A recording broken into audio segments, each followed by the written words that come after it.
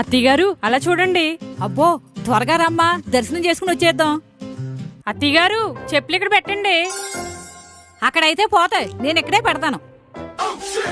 నా మాట విని ఇక్కడ పెట్టండి, ఎవరైనా చూస్తే తిడతారు. ఎవరో చూడరు, నువ్వు ముందురా. సరే మీ ఇష్టం. జై శ్రీరామ్, జై హనుమాన్. ఏమమ్మా చెప్పులు మీయేనా? అక్కడ పెట్టకూడదు. అవి నావి కాదండి, ఎవరో ఒక ఆవిడ అక్కడ పెట్టేసి వెళ్ళిపోయింది. చెప్తా మీ పని. ఆవిడ రాని, ఆవిడ పని చెప్తాను.